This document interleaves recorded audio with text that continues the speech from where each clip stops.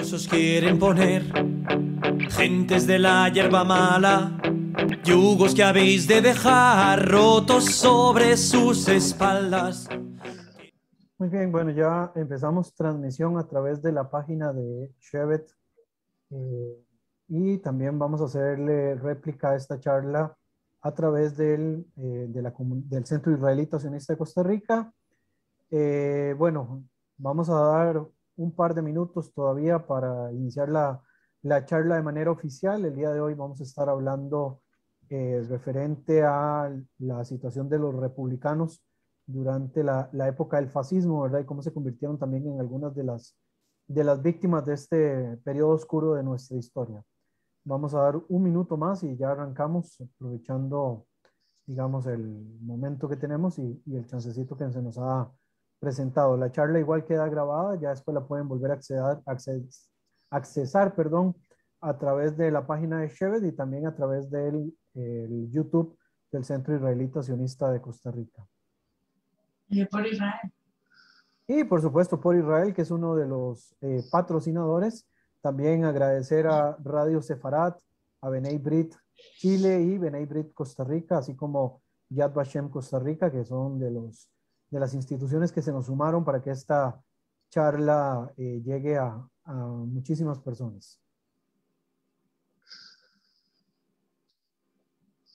Ok, bueno, vamos a arrancar. Bueno, primero que nada, buenas tardes, buenas noches a todos los presentes, los que nos están viendo a través del Zoom directamente y aquellos que nos están viendo también en la página de Facebook de Shevet y de las demás organizaciones que nos acompañan. Bueno, mi nombre es Brian Acuña, yo trabajo para el Centro Israelita Sionista de Costa Rica y junto con Maggie Holler de la organización Shevet y otras organizaciones también que nos están acompañando, el caso de Radio Sefarat de España, Bnei Brit Costa Rica, Bnei Brit Chile, Yad Vashem Costa Rica, por Israel. Les hemos podido traer esta charla la tarde de hoy. Mantenemos pues, la invitación muy cordial que le extendimos a un historiador, periodista también, columnista de varios medios, incluyendo Radio Sefarat. Por eso también Radio Sefarat se nos alineó en esta charla de esta tarde-noche en Israel y en España, que es el señor Israel Winicky. Y sí, como le decimos de cariño, primero que nada agradecerte por tu tiempo y también pues por tener la disposición de explicarnos un poco sobre este tema. Muchas gracias a ustedes por darme esta oportunidad.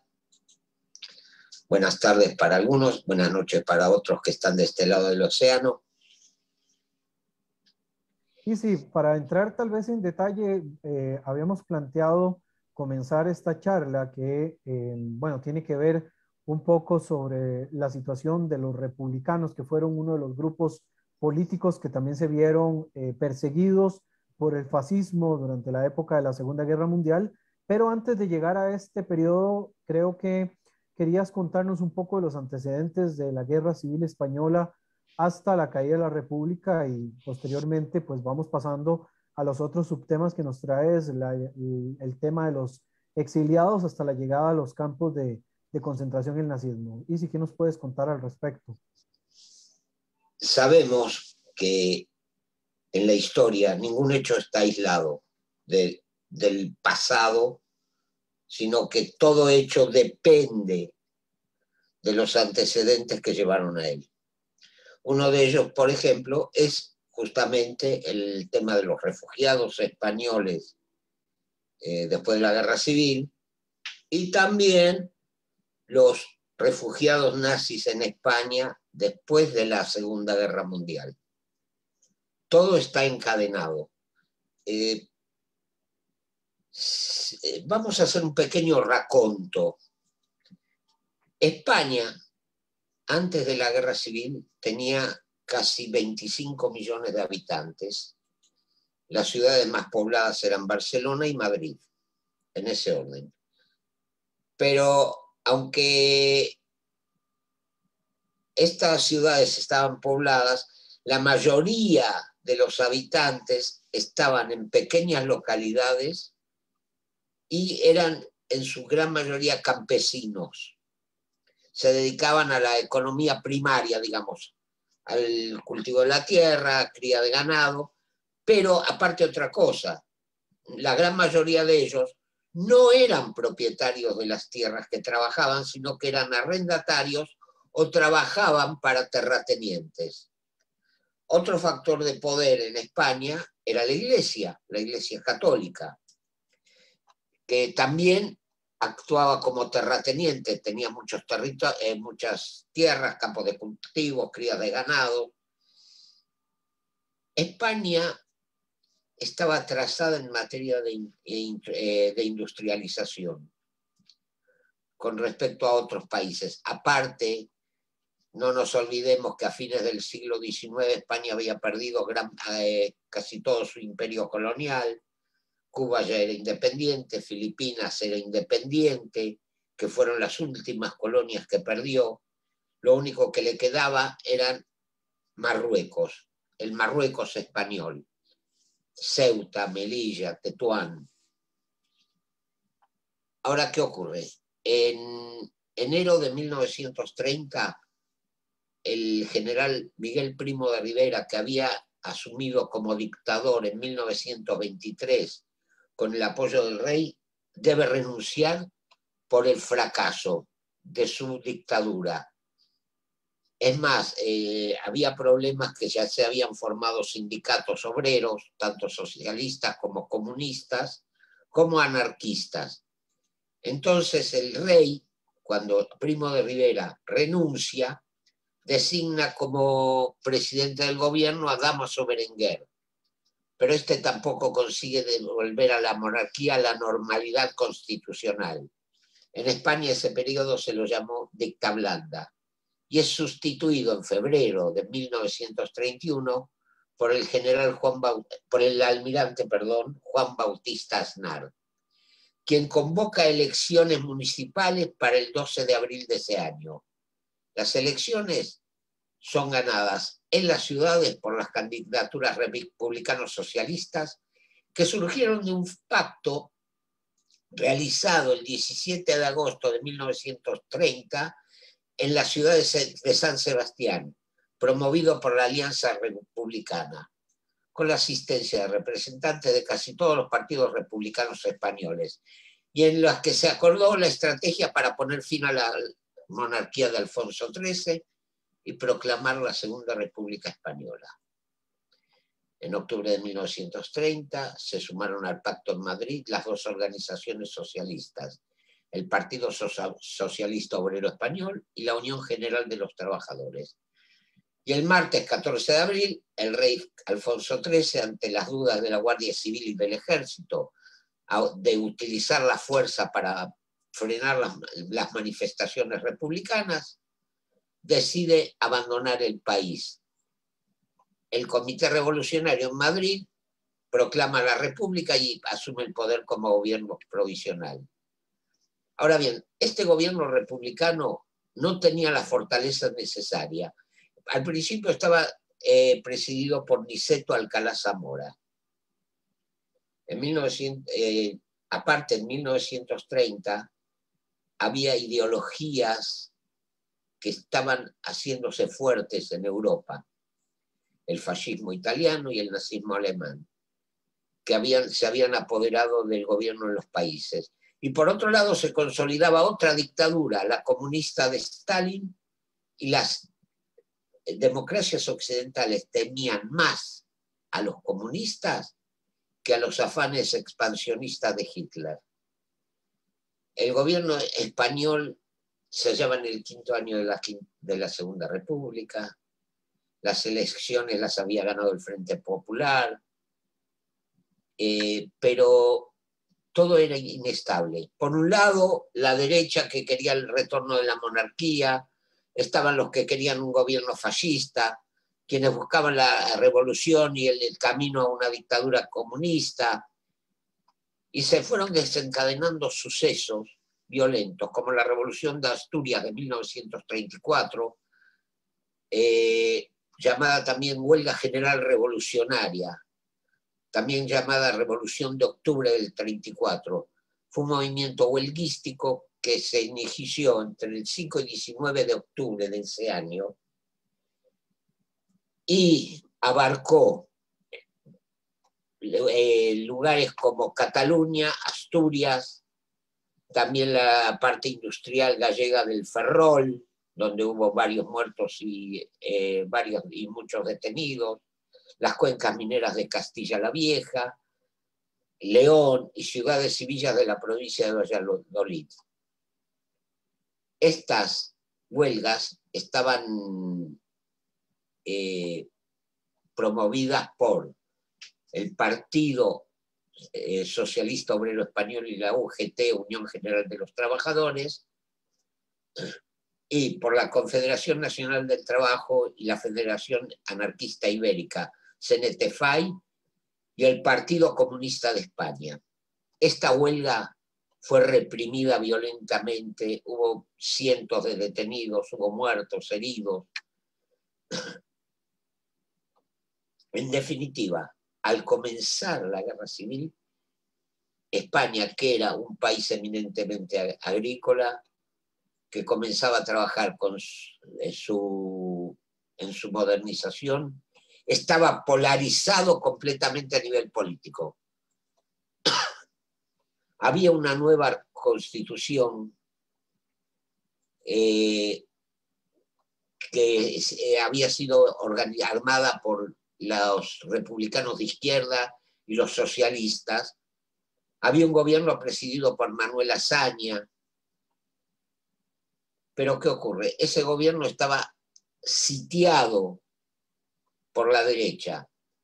Esa derecha era la que representaba a los terratenientes, los empresarios, los financieros, la Iglesia Católica, las órdenes religiosas, los monárquicos, el militarismo, que ya habían intentado en 1932 un golpe de Estado. En 1936 ya los ánimos están cada vez más caldeados, como se diría comúnmente. Empiezan ataques de la izquierda contra la derecha, de la derecha contra la izquierda, asesinatos políticos, y se van formando bloques que posteriormente serían los que combatirían en la guerra civil.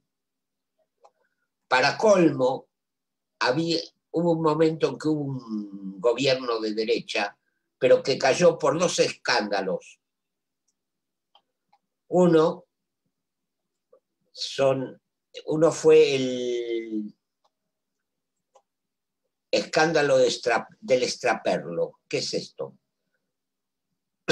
Perdón. Daniel Strauss, un empresario, presentó una denuncia al presidente de la República, Niceto Alcalá Zamora, en la que exigía una indemnización por los gastos de instalación del juego conocido popularmente como extraperlo en los casinos de San Sebastián y Formentor, y por los sobornos que decía haber pagado a políticos del Partido Republicano Radical y a familiares y amigos de su líder, Alejandro Lerroux. Y otro asunto fue el de Nombela, que estalló pocos días después de que se resolviera el escándalo de Extrapelo, con la salida de Lerroux del gobierno de coalición radical cedista, presidido por Joaquín Chapa Prietra, en noviembre de 1935, que también afectó al Partido Republicano Radical. ¿Qué era este problema? El funcionario de colonias, Antonio Nombela, acusó a varios dirigentes del partido de Lerroux, y especialmente al subsecretario de la presidencia del gobierno, Moreno Calvo, de haber resuelto de forma fraudulenta un expediente por el que se indemnizaba a la Compañía de África Occidental, propiedad del empresario catalán Antonio Tallá, que había conseguido un contrato público para conectar por barco la ruta entre Fernando Po, Río Muni y Annobón, que había sido cancelado en 1929 por la pérdida de dos buques en la colonia española de Guinea Ecuatorial. el gobierno presidido por Lerroux había aprobado la indemnización el 12 de julio. Y cuando Nombela se negó a pagarla y se dirigió a algunos miembros del gobierno para denunciar el caso, concretamente a los ministros José María Gil Robles y Luis Lucía, el gobierno lo cesó el día 26 de julio. Entonces Nombela llevó el asunto a las Cortes, donde se formó una comisión de investigación. A diferencia del escándalo del extraperlo, Alejandro Lerroux estaba directamente implicado porque como presidente del gobierno había firmado el expediente. Cuando se produjo el debate, Lerroux no fue capaz de dar explicaciones convincentes y, aunque la votación fue expulsado, se hundieron él y su partido radical y no se recuperarían más. Pero esto fue solamente un pequeño episodio. En el 16 de febrero se convoca a elecciones del año 36. El resultado fue muy equilibrado. Las izquierdas con una leve ventaja del 47,1% sobre las derechas con un 45,6%, mientras el centro solo tuvo un 5,3%. Pero como el sistema electoral primaba a los ganadores, esto se tradujo en una holgada mayoría para la coalición del Frente Popular. El 19 de febrero, Manuel Azaña, líder del Frente Popular, formaba un gobierno que, conforme a lo pactado con los socialistas, solo estaba integrado por ministros republicanos de izquierda, 9 de izquierda republicana y 3 de Unión Republicana. Una de sus primeras decisiones fue alejar de los centros de poder a los generales más antirrepublicanos. Perdón. El general Manuel Godet fue destinado a la comandancia militar de Baleares, Francisco Franco a las Canarias, Emilio Mola al gobierno militar de Pamplona, otros generales importantes como Luis Orgaz, Rafael Villegas, Joaquín Fanjul y Andrés Saliquet quedaron en situación de disponibilidad. Se dio una amnistía a los condenados por los sucesos de octubre del 34, legalizando así el asalto a varias cárceles por la multitud, pero dando cumplimiento también al punto principal del programa electoral del Frente Popular. El 28 de febrero, el gobierno decretaba no solo la readmisión de todos los trabajadores despedidos por motivos políticos y sindicales relacionados con los hechos del 34, sino que, presionado por los sindicatos, ordenaba a las empresas que indemnizaran a estos trabajadores por los jornales no abonados. Asimismo, fue restablecido el gobierno de la Generalitat de Cataluña, que había sido proclamado por Luis Companys en 1934, y cuyos miembros habían salido de la cárcel también beneficiados por la amnistía. Así las cosas,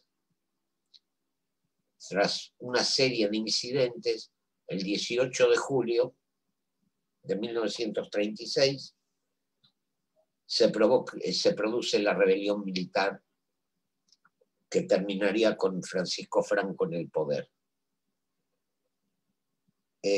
No me voy a detener en el desarrollo de las operaciones bélicas, sino que me voy a detener en otro tema. Los apoyos recibidos por los rebeldes y los apoyos recibidos por los republicanos. Asimismo, la conformación de cada uno de esos bandos. Por un lado tenemos a los franquistas, o el llamado sector nacional. ¿Quiénes lo integraban? La Falange Española, partido de ultraderecha, dentro del cual había tres ideologías que eran una que proclamaba el nacionalismo a la española sin agregados extraños, un nacionalismo católico integrista. Había un sector que admiraba el fascismo de Mussolini y había un tercer sector germanófilo, admirador del nazismo. El menos influyente era el que apoyaba, el que admiraba, digamos, el fascismo mussoliniano, y los otros dos eran los más fuertes. Había requetés carlistas, o sea, los viejos carlistas de Navarra. Recordemos que en el siglo XIX hubo guerras de sucesión en España. Estaban los que querían poner en el trono a Carlos de Borbón. Hubo una guerra civil, los carlistas fueron derrotados, pero nunca perdieron las esperanzas. Había gente del Opus Dei. Había monárquicos que querían restaurar a los Borbones, a Alfonso XIII. Había republicanos, pero que querían una república ordenada. Una república en la que primara la ley, el orden constitucional, que no hubiera caos. El lado republicano, ¿quiénes lo integraban? Demócratas, socialistas, comunistas del Partido Comunista Español, identificados con la política de Moscú, el POUM, Partido Obrero de Unificación Marxista de tendencia trotskista, la CNT-FAI, y por el otro lado el PNV, Partido Nacionalista Vasco, y la Esquerra Republicana Catalana. Ahora, ¿qué es lo que diferenció a estos dos bandos? Algo que yo digo siempre. La izquierda, los partidos de izquierda son dogmáticos. La derecha es pragmática. Es así como dentro de la República, del bando republicano, hubo enfrentamientos entre los diversos grupos. Comunistas contra trotskistas, trotskistas contra anarquistas, anarquistas contra socialistas, socialistas contra nacionalistas vascos y catalanes. No llegaron a formar un gobierno de unidad. ¿Por qué? Por el dogma. Estaban aprisionados por sus propios dogmas. Como me dijo cierta vez un profesor mío, nunca los partidos de izquierda van a lograr formar una alianza. ¿Por qué? Porque tienen su dogma. Todavía siguen aferrados al dogma de Marx, de Trotsky, de Bakunin, y no se adaptan a los tiempos. En cambio, la derecha es pragmática. La derecha hoy puede ser, ayer puede haber sido absolutista, hoy mercantilista, mañana globalista. Va adaptándose a los tiempos. En la República Española, durante la Guerra Civil Española, el bando republicano no pudo dejar de lado sus rivalidades. Se enfrentaron entre ellos como si la guerra no existiera.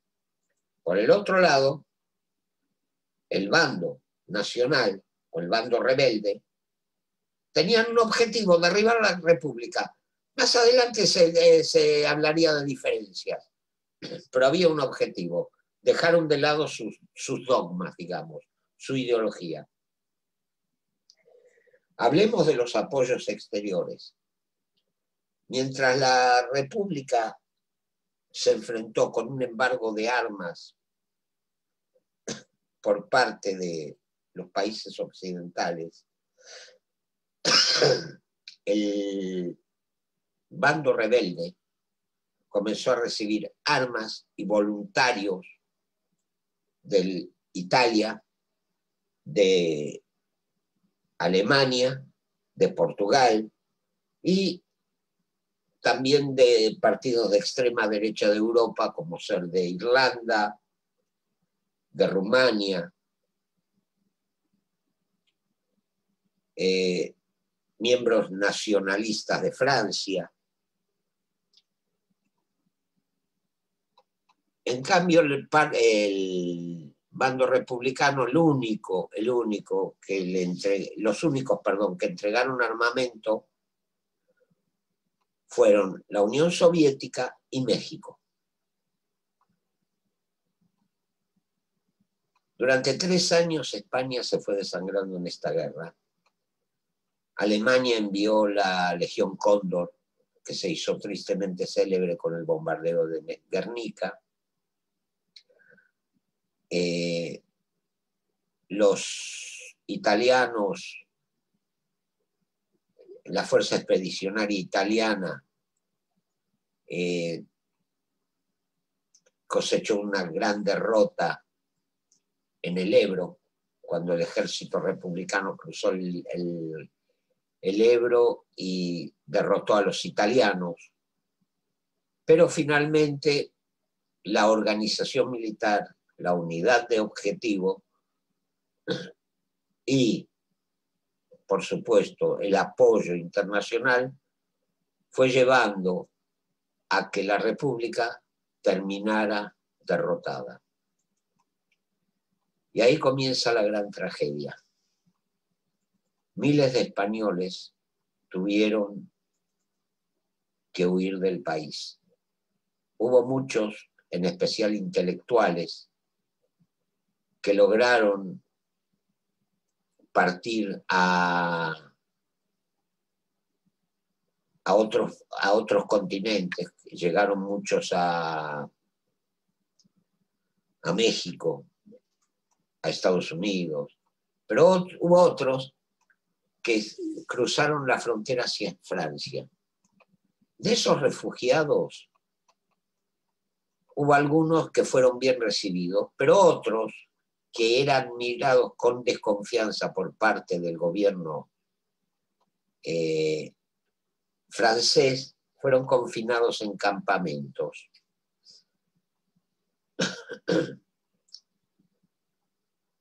¿A quiénes miraban con desconfianza? A militantes comunistas, anarquistas, los que eran catalogados como elementos políticos peligrosos. Lo más terrible es que en ese momento en Francia gobernaba el Frente Popular, dirigido por Léon Blum. Pero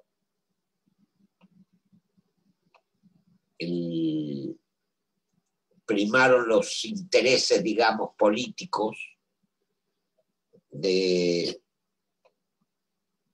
por sobre los intereses ideológicos. Tras la guerra, inclusive la represión franquista inició un proceso contra los perdedores. Se inició una limpieza total en España. Cualquier elemento relacionado con la República fue ejecutado o tuvieron que ir al exilio.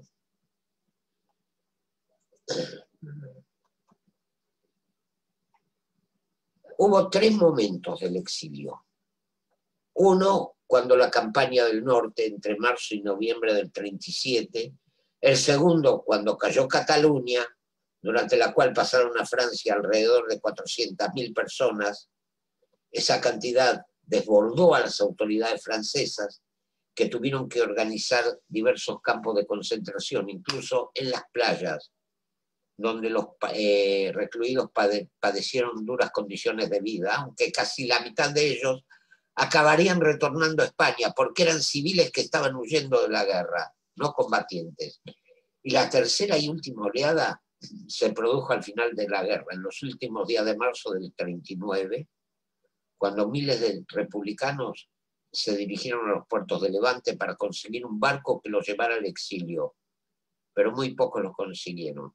Se calcula que en el mes de marzo de 1939 solo pudieron abandonar España entre 7.000 y 7.500 personas, incluidos los marinos de la dotación de la flota que huyó a Bizerta. Como dije antes, entre los exiliados se encontraba una parte significativa de la élite intelectual española, que buscó acomodo en otros países, especialmente en México.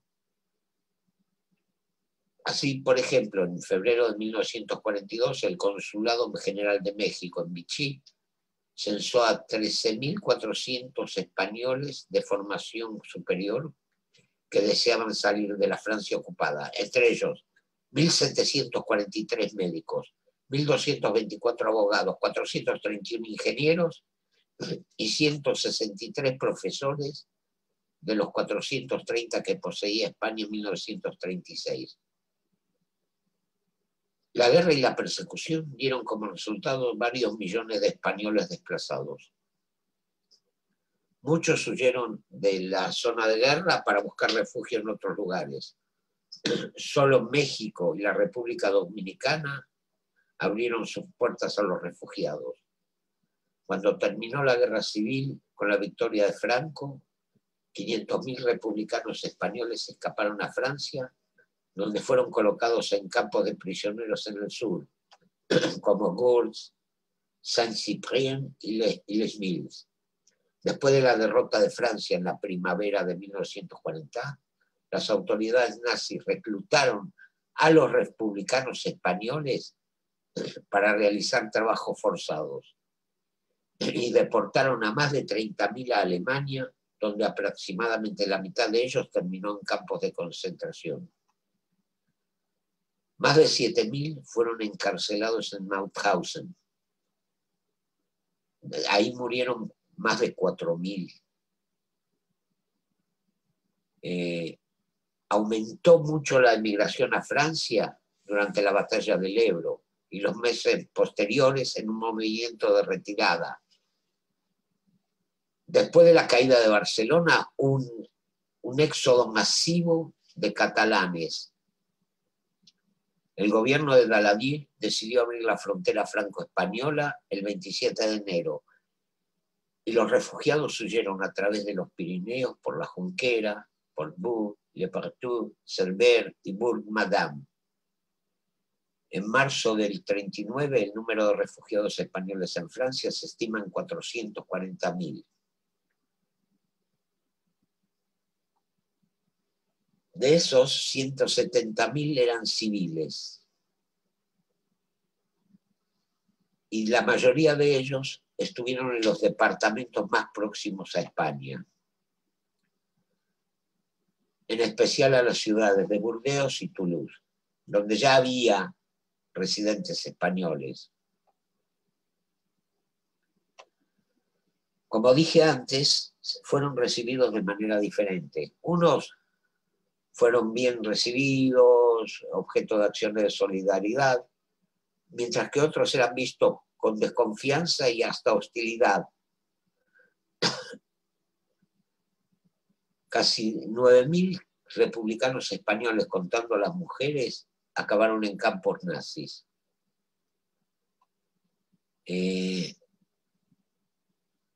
Primero los refugiados fueron reagrupados en centros de control o de clasificación en la frontera, más tarde en campos de concentración, que en realidad el término oficial utilizado era de internamiento. Estaban divididos según el origen político o el origen étnico. Por ejemplo, las brigadas internacionales en el campo de Gours, los catalanes en Agda y el campo de Rivesaltes, ancianos en Bram y la división Durruti, o sea, anarquistas en Le Vernet.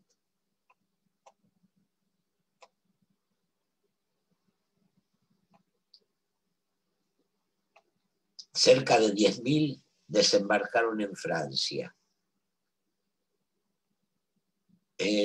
Cuando Francia entra en guerra con Alemania, los que estaban en la Argelia francesa libres son vueltos a capturar y usados en las canteras del Transsahariano. En este aspecto, el trabajo forzado de los refugiados no es una invención de la Francia de Vichy, sino que la generaliza Peter Geiger, doctor en historia por la Universidad de Bremen. Explica las condiciones de vida de los forzados en el Transsahariano después de 1940. Los trabajadores son expuestos a un régimen brutal y muchos mueren a causa del hambre, las enfermedades y la tortura. Recién en 1943 son liberados cuando los aliados desembarcan en el norte de África. Los enfrentamientos ideológicos que habían terminado con la República Francesa se reproducen en los mismos campos de prisioneros. Y las autoridades francesas los utilizan para su beneficio. Utilizan las tensiones entre anarquistas y comunistas para controlar a estos últimos, como en el caso de Bernet Darieux, que se convertirá en un campo disciplinario para prisioneros políticos bajo el régimen de Vichy. La política de internamiento bajo el régimen de Vichy se va endureciendo hasta tal punto que hay quienes la comparan con los mismos campos de concentración nazi. Por el otro lado, hubo republicanos que se unieron a las fuerzas francesas libres, o al Maquis. La vanguardia de los soldados que liberaron París la constituyó la División 9 del ejército de Leclerc, perteneciente a la División Leclerc, que estaba constituida en su mayor parte por republicanos españoles. Inclusive desfilaron en París con la bandera republicana. El régimen de Vichy incorpora a los republicanos al esfuerzo de guerra en las compañías de trabajadores extranjeros y más tarde en los grupos de trabajo extranjero. Entre 1942 y 1946, 26.000 españoles de esos grupos son enviados o encuadrados en el STO a las canteras de la organización TOT en la fachada atlántica. O sea, son directamente entregados a los alemanes. Como dije antes, en el campo de Mauthausen son recluidos más de 7.000 españoles, y las mujeres en el campo de Ravensbrück. Uno de los sobrevivientes de Mauthausen, Francisco Bois, conocido también como el fotógrafo de Mauthausen, ya voy a hablar sobre esta persona, fue testigo en los juicios de Nuremberg, presentando fotografías tomadas de negativos que pudo ocultar en el campo y que revelaron las atrocidades cometidas por los nazis en ese campo.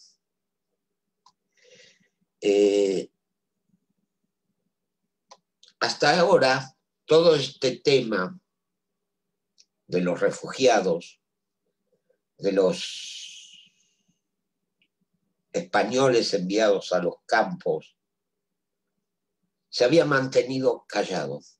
Pero comenzaron a surgir una serie de películas españolas que, digamos, resucitaron ese pasado. Por ejemplo, la película La luz de Elna, que habla de un hogar establecido en Francia para mujeres de refugiados españoles que habían tenido familia. Y la lucha de la directora para mantener abierto durante la guerra, durante la ocupación alemana, ese hogar, inclusive ocultando ahí mujeres judías. Tenemos la película El fotógrafo de Mauthausen, que narra la historia justamente de Francisco Bois, y de cómo ocultó esos negativos y los horrores que vivieron los españoles en ese campo. Hay una miniserie nueva llamada Jaguar, que habla de españoles que buscan vengar la muerte de los de sus compañeros, ejecutando a los nazis, al nazi principal responsable de las muertes. O sea, digamos que España está recuperando su memoria. Y ahora hablemos de otro aspecto, porque hubo otros refugiados a la inversa. ¿Quiénes fueron? Criminales de guerra nazi. Para esto, otra vez pido disculpas, tengo que recurrir a la historia.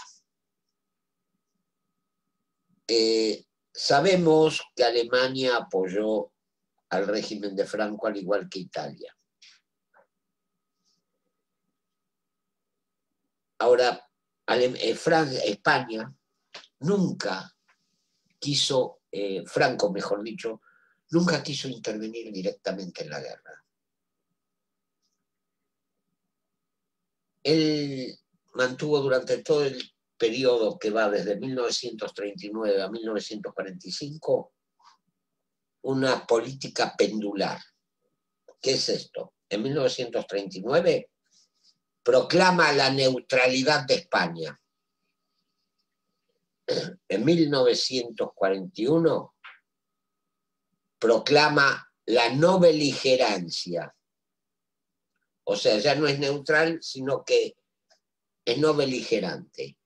Y a partir de 1943 vuelve a proclamar la neutralidad.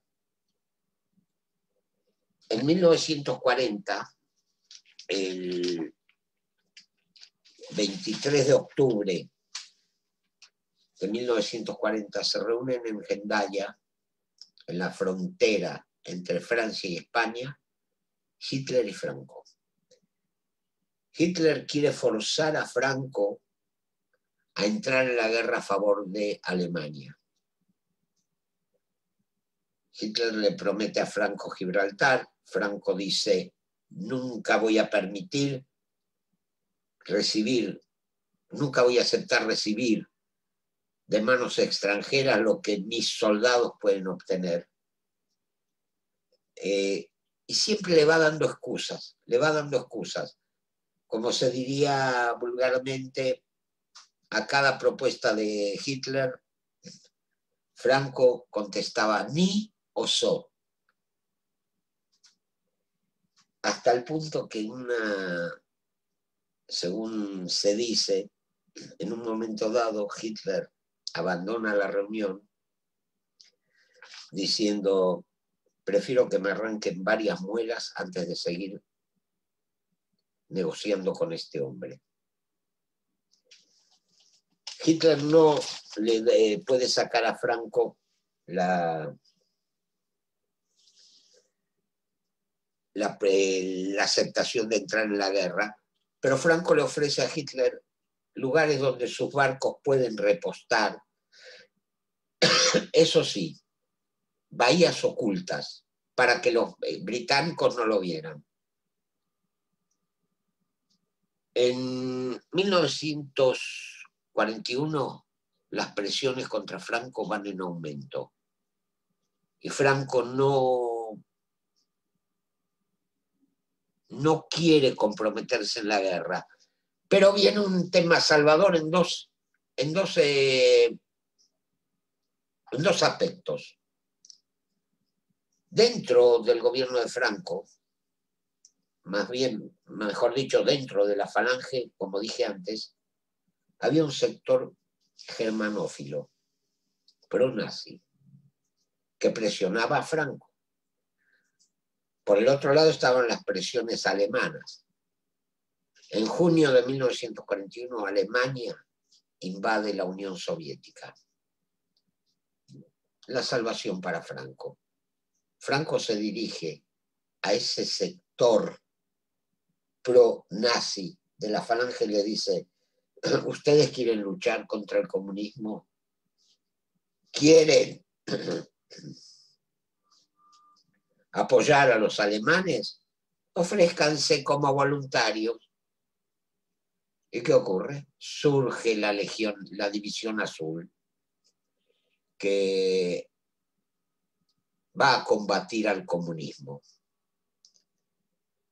La División Azul de los voluntarios de la lucha contra el comunismo, integrada por un lado, el sector germanófilo de la Falange, y por el otro, presos políticos republicanos que, como se decía en la jerga de ese momento, para purgar el pecado de haber sido republicanos, iban como voluntarios a luchar en Rusia.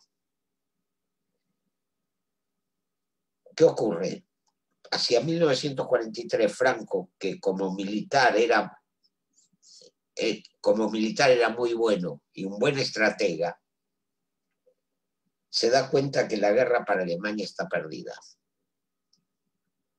Él tiene que cambiar el rumbo. Por empezar, cambia el ministro de Relaciones Exteriores. Hasta ese momento había sido Serrano Suñer, germanófilo, íntimo amigo de Himmler, admirador de Hitler. Lo reemplaza por el conde de la Jordana. El conde de la Jordana era admirador de Gran Bretaña, era pro-occidental, más liberal que Serrano Suñer. Por el otro lado, le pide de la Jordana que encuentre la forma de que la División Azul sea repatriada. Era una misión difícil para Vidal, el embajador español en Berlín, porque justamente se había producido la rendición de Italia. Pero Vidal, amplio conocedor de los ambientes diplomáticos y políticos de Berlín, logra convencer a Ribbentrop de que le conviene tener en España un amigo y para ello sacrificar la Legión Azul, la División Azul. Ribbentrop presenta el caso a Hitler, Hitler libera a la División Azul de su juramento de fidelidad y es repatriada. El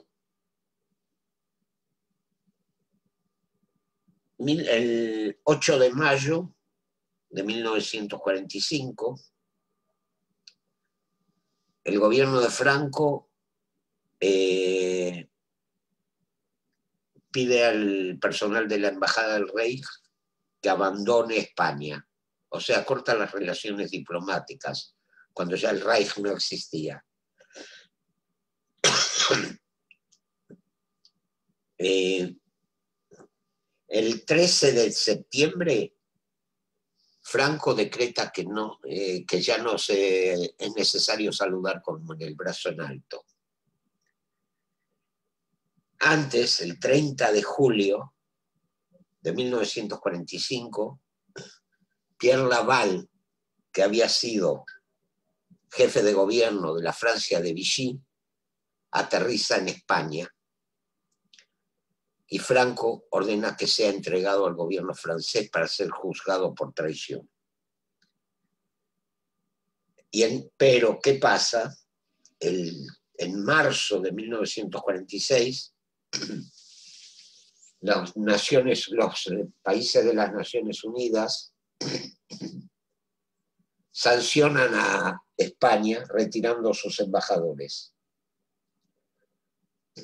No dan lugar perdón, a un pedido del gobierno soviético de que el gobierno de Franco sea derrocado por haber subido con la ayuda de los nazis, pero España queda aislada. Y acá viene la otra parte. En 1997, perdón, se abre un dossier completo en el Archivo General del Ministerio de Asuntos Exteriores españoles.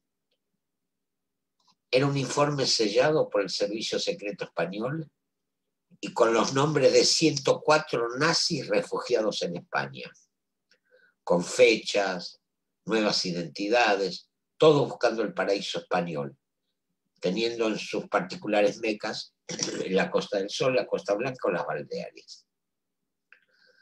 Vamos a hablar de algunos de ellos. León de Grel, nazi de origen belga, fundador de la Legión Valoni, adscripta a las Waffen-SS, creador del rexismo. Himmler, un poco antes de caer, lo había nombrado general. Franco le dio la nacionalidad española con el nombre de José León Ramírez Reina. Vivió en Sevilla, en la localidad de Constantina. Allí dirigió una constructora y excavaciones arqueológicas. Siguió haciendo propaganda de la ideología nazi y falleció en Málaga en 1994. Otto Skorzeny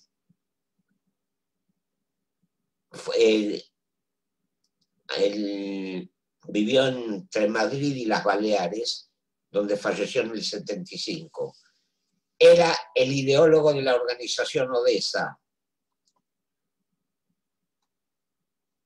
Editó 2 libros, Vive peligrosamente y Luchamos y perdimos, donde da muestra de su fe en el nazismo. Es el que rescató en el Gran Sasso a Mussolini cuando fue encarcelado por el régimen de Badoglio. Y también dirigió la Operación Greif en las Ardenas, una operación de engaño y ataque contra los americanos. En 1994 llegó a España Otto Remmer, jefe de servicio de escolta del Führer y valedor del fracaso del atentado contra Hitler, capitaneado por von Stauffenberg. Otro fue Anton Galler, que vivió en Alicante y fue el principal responsable de la matanza de Santa Ana, en Italia, donde se exterminaron mujeres y niños. También en Alicante se asentó Gerhard Bremer, miembro de las SS y de la escolta de Hitler.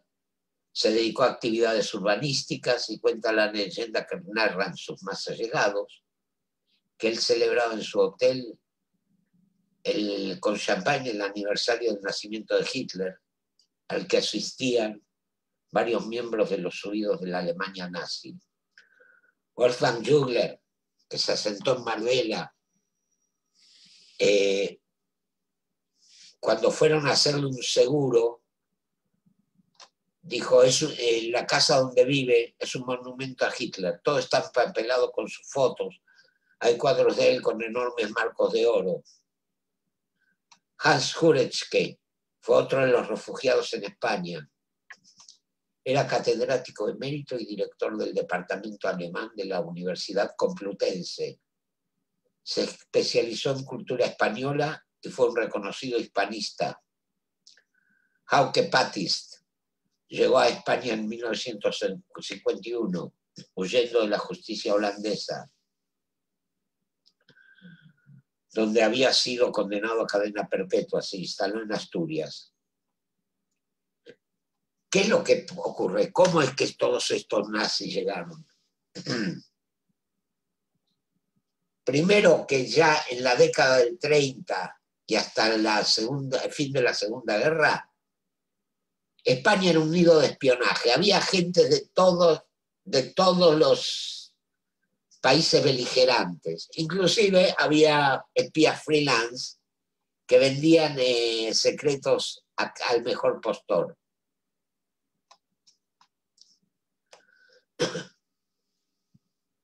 Pero había una diferencia entre los espías de los países occidentales y los nazis.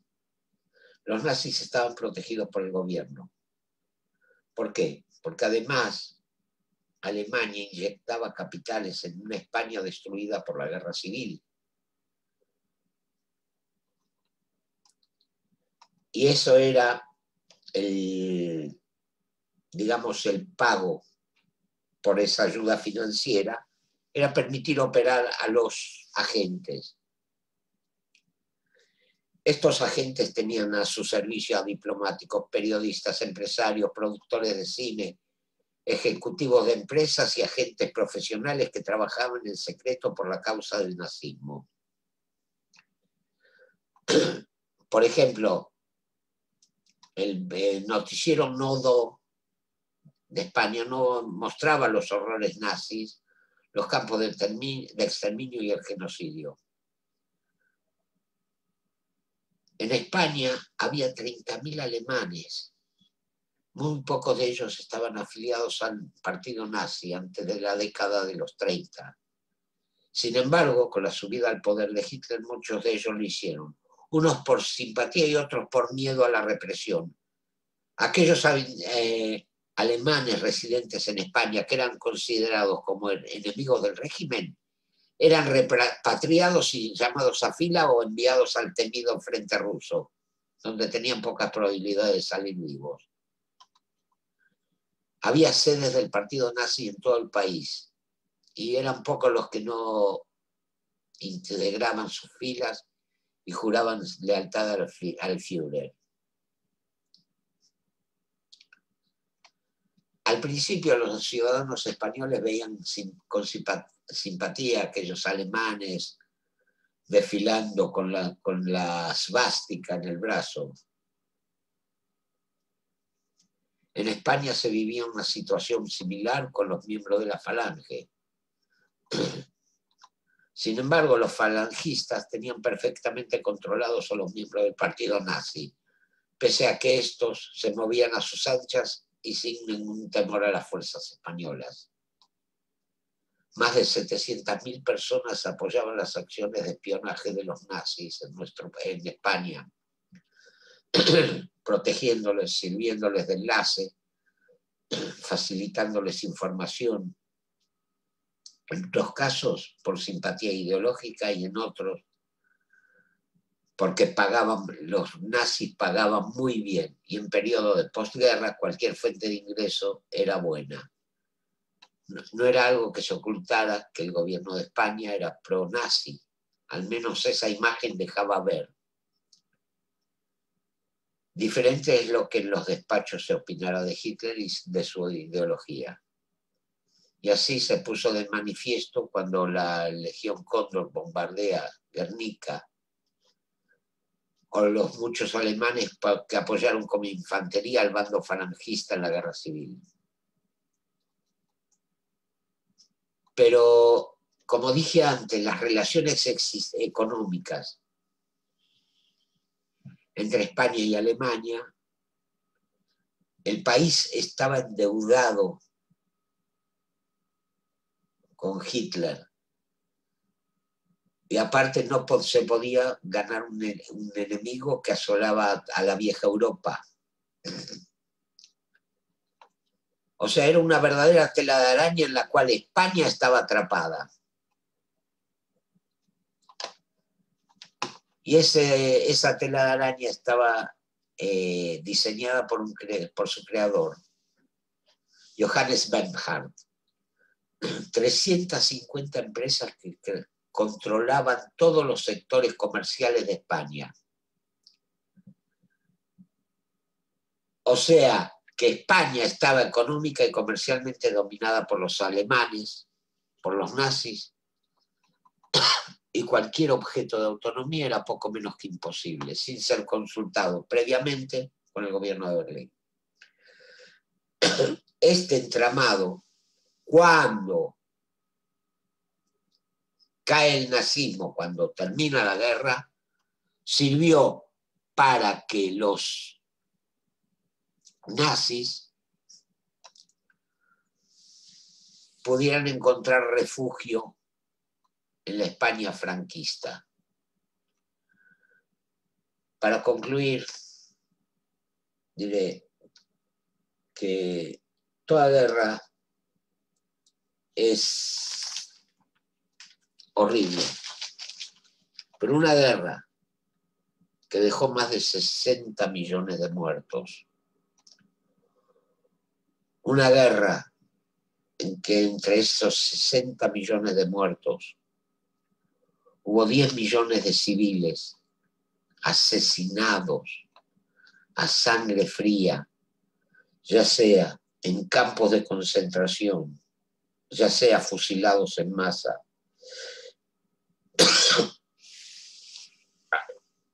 Hay que rescatar no solamente la memoria de judíos, polacos, rusos,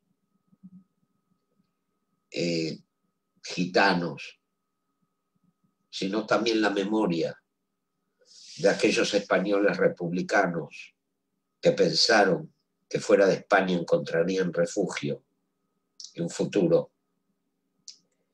y solo encontraron la muerte en los campos de concentración nazis.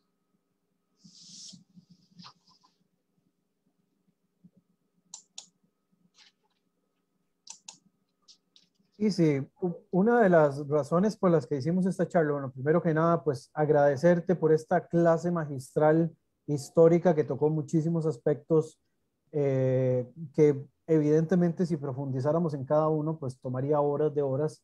Pero una de las razones por las que tomamos la decisión de hacer esta charla es, bueno, efectivamente por esta serie que presenta la plataforma Netflix llamada Jaguar, ¿verdad? Que habla sobre cazadores de nazis españoles.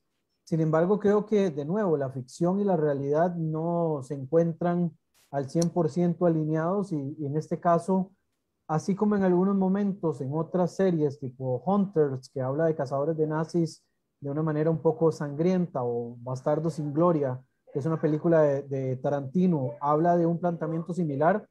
En este caso de Jaguar es muy parecido, no tenemos, digamos, registros de cazadores de nazis que salieran de las huestes republicanas y por el contrario, quizás lo rescatable de acá es que se sacan estudios paralelos de un momento histórico tan oscuro para la historia de la humanidad como lo fue la Segunda Guerra Mundial, la Shoah, el Holocausto, etcétera, que son los temas que vienen pues reflejados en estos momentos. ¿Cuánto de todo esto que he mencionado crees que sea destacable, digamos, dentro de la labor de los nuevos estudios que se están haciendo con respecto a la Segunda Guerra Mundial y a las persecuciones de algunas minorías propiamente? Mira, yo creo que hay que, de una vez por todas, ampliar el espectro de estudios con respecto a esa época. Generalmente todo se centra en el Holocausto, todo se centra en las matanzas de gitanos, las atrocidades cometidas en Polonia, en la Unión Soviética, pero hay aspectos de la Segunda Guerra que no se tocan. Recién ahora se está empezando a hablar de ellos. Por ejemplo, como en este caso, los españoles asesinados en los campos de concentración, los españoles utilizados como mano de obra esclava, que eso no se tenía en cuenta. No se habla, por ejemplo, no solamente del caso de los españoles, sino de los alemanes que integraron la resistencia antinazi. No se habla de las dos Italias que hubo a partir del 43, por un lado la Italia de Badoglio y por el otro la República de Salò, gobernada por Mussolini, y en la que se cometieron atrocidades sin cuento. No se habla, también yendo a otro aspecto, lo que hicieron en Francia con los prisioneros de guerra alemanes. Cuidado. Hay que mirar todo el aspecto de la Segunda Guerra.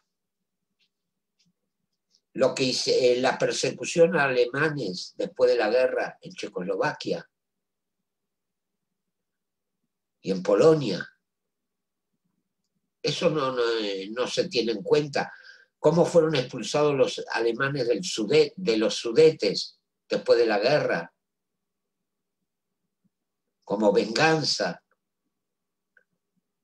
El nazismo fue una atrocidad. Fue algo inenarrable. Pero vos me conocés bien, vos sabés que soy un humanista. Detesto la guerra, detesto la violencia. Y en la guerra murieron civiles de ambos lados, gente inocente de ambos lados. Fueron perseguidas personas inocentes de ambos lados. Y eso es lo que hay que rescatar.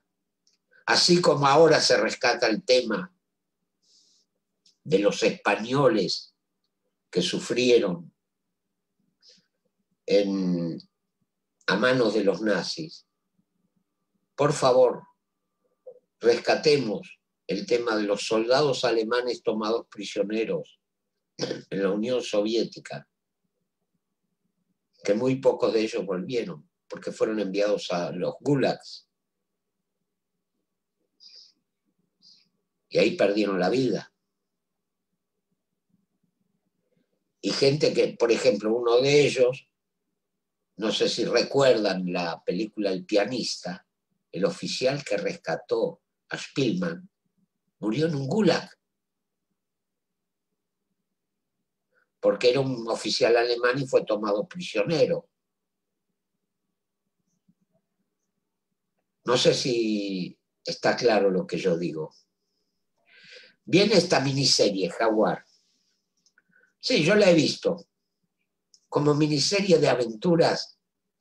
Es interesante, divertida, digamos. Pero nunca hubo grupos de vengadores españoles. Entre los judíos sí hubo, por ejemplo, el grupo encabezado por Abba Kovner, que se dedicaban a ejecutar nazis. En Italia hubo también vengadores italianos, partigiani, que ejecutaron a colaboradores fascistas y a colaboradores nazis. En Francia, bueno, en Francia se ejecutó a colaboradores, como el caso de Laval, que fue fusilado, o las mujeres rapadas por haber estado relacionados con nazis. O sea, hubo venganzas, pero hubo venganzas también injustificadas, que pusieron a los pueblos en cierta medida al mismo nivel que los nazis, en algunos casos. Perfecto, creo que nos queda muy claro, muy completa la charla, todo lo que nos has compartido. Te doy las gracias, bueno, de parte tanto del Centro Israelita como también de Shevet, así como los demás colaboradores de la charla de hoy, Radio Sefarad de España, Por Israel, que bueno, es tu casa, ¿verdad? Porque realmente Por Israel son vos y Dori. Lo mismo que Yad Vashem Costa Rica, B'nai Brit Chile y B'nai Brit Costa Rica. Y a todos los que se nos sumaron, agradecerles por el tiempo, recordarles que la charla queda grabada también en las diferentes plataformas y también invitarlos, ¿verdad? Para aquellos que quieran seguir en las actividades que organizamos en conjunto, en menos de una hora vamos a tener la segunda clase sobre Shoah, sobre el Holocausto, que da el Museo Interactivo de Chile. Y sí, muchísimas gracias. La verdad, como siempre, es un gusto escucharte y mucho más es escucharte en vivo, porque ya tuve la dicha de poder estar con vos hace más de un año y espero pronto volver a hacerlo. También yo lo espero. Vas a ser bienvenido. Yo sé. Bueno, y a todos los que se nos han sumado, muchísimas gracias. Y seguimos en estas charlas de Centro Israelita, ¿verdad? Lo que es CIS virtual y también a través de la plataforma de Share. Muchas gracias a todos. Buenas tardes. Buenas tardes. Yugos os quieren poner, gentes de la hierba mala, yugos que habéis de dejar rotos sobre sus espaldas. ¿Quién ha puesto al huracán? Jamás, ni yugos ni trabas, ni quien al rayo detuvo prisionero en una jaula. Tendré apretados los dientes y decidida la barba. Si me muero, que me muera con la cabeza muy alta.